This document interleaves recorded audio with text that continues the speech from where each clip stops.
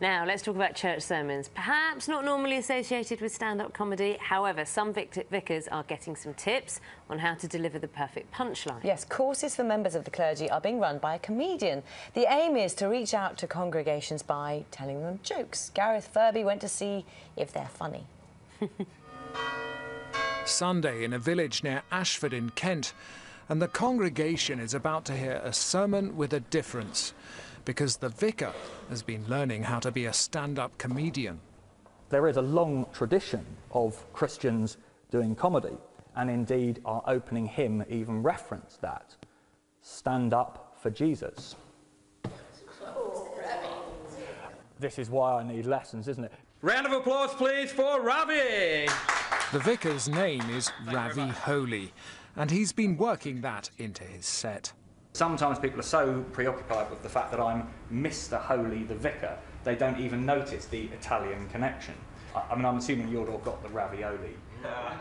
The workshop, called Comedy for Clergy, has been held in North London. Just stand how you're going to stand, Ravi, on stage. The organiser is a comedian called Bentley Browning, whose father John was a vicar. You don't want to be upsetting the bishop or upsetting your congregation. And he says, as a Christian, he just wants to help the church. You know, I don't want Christianity to fall behind because it's boring. That, to me, something's lost in translation if Christianity has become boring.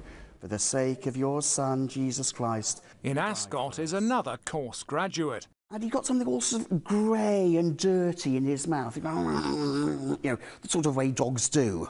But going for laughs can be tricky. And the next morning it was back in the hutch, looking as good as new. The story about the rabbit seemed to go down jolly well. Then the deliberate confusion between the Madonna and Madonna the pop star. I made it through the wilderness. Somehow I made it through.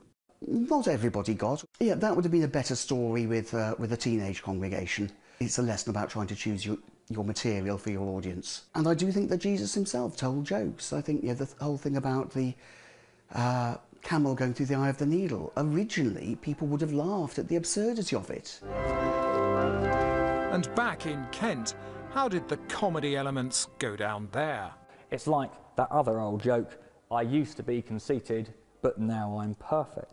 I really think it's great. I think it's a very good way to put something across, because you remember it. The day I'm not here to make people laugh. I'm here to deliver what is essentially quite a serious and life-changing message. Well, that's what was so shocking! But tonight, a vicar called Holy will take part in a stand-up comedy gig in London, and the best material may well be used in his sermons.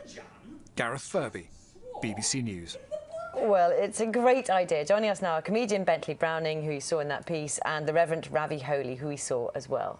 I mean, you've got a good start, haven't you? Morning to you both, with the name Ravi Holy. Yeah, yeah. And as you saw, it's got the ravioli bit. Right. And something else I often like to point out to people is, before I was in the Church of England, I was a Pentecostal.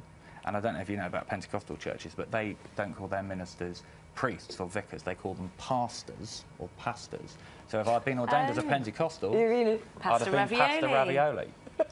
Now, that's quite funny. What a shame. That's quite funny. It's a good start. That's my best joke, so it's all downhill from here. Goodness. I don't, but God help you. I'm hoping not. Yeah, I'm very much hoping you will. That's just my little joke there. But it's when perhaps you should be No. Well, we were talking, and perhaps, Bentley, you're the one to be honest.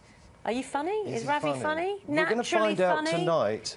But naturally but funny I think naturally he did have some charisma, and he was quirky and interesting, and I think he gravitated to comedy because he loves comedy, and I think it'll be good tonight. And I've seen his act, and it is good.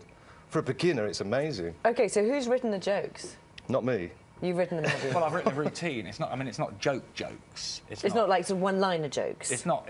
You know, a priest and a rabbi and a monk walk into a bar and someone says, "Is this kind of joke? Is this a joke?" It's not that sort of thing. It's more sort of.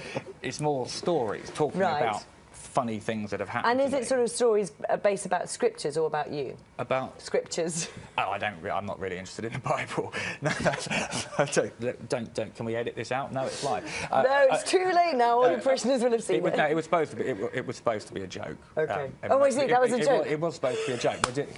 Okay, maybe I need to work on that. We'll work on this on the train on the way home. It's more talking about, there's a lot, there are funny things about the church, so I just talk about the experience of being a vicar and funny things that have happened to me, things like that. You're quite lucky in a sense that you don't have to do this full time. I mean, you can weave it in. Yeah, no, I'm not saying you're not good enough to do it full time. I'm just saying you can weave it into your normal job. That's the idea, isn't it? I think I've been acting as a sort of stand-up comedian since I got ordained 10 years ago, because I stand up every week in front of 100+ people and I have to talk to them for 10 minutes and I try and make them laugh. If I tell a joke and it goes well, I can go, thank you very much. If it goes badly, I can just go, well, at the end of the day, I'm not here to make you laugh and move on. Which comedians don't have that luxury. It's tough, isn't it, Bentley, being funny? It is. Just on demand. Be funny. Ugh, it really is, you know. So you've got to make it truthful to yourself. And can you teach people to be funny? I think you can tell unfunny people how to say funny things. Yes. Right. And I think if you do all these exercises and improvise and get loose, you can discover humour inside you that you didn't know you had. And we've seen so many, we talk about it on Breakfast a lot, about the declining congregations. Could this really make a difference, do you think? Will it bring different people in or perhaps engage people when they are there? What do you think? I don't know if it necessarily... I mean, people don't like gimmicks. People don't like the idea of the church trying to do something to get people in. That's just but a bit it needs embarrassing, to, doesn't it? really. But I'm not sure whether cracking jokes is the way to do that. But I do believe in excellence in all things. So, I mean, I want my sermons to be as excellent as they can be. And therefore, if using a bit of humour can make them better, then I'll do that. Gigs tonight? Yes, it is. In My North first London? gig. Yes. Bentley, are you going to be watching? I'll be watching, biting my nails. I'm going on before him, actually, but we'll be doing a little coaching session before to get him really loose and relaxed. How are you feeling now? Anything but loose and relaxed? I'm just worried that people are going to laugh at me. Or not, as the case. Don't worry, they won't. I did laugh that time. Well, that's good. I've just been up very early, that's what it is. It's too early for comedy. It definitely is too early for comedy. And you talked about presentation, because that can help style as well, isn't it? If you're listening to a sermon, just even the way somebody presents it can make a difference. Absolutely. See, I've got this thing. Why have priests got a reputation for being boring? When you say sermons, people just go, oh, boring. Where did that come from? Priests are supposed to have the most exciting message going. And they get the stage, don't they? Yeah, they weren't going to stand up every week.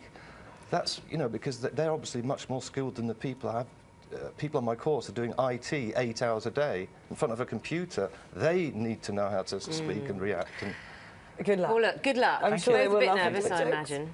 But good luck to both of you. thank you very much. Enjoy It'll it. be good. It'll be good. Enjoy it. Thank you.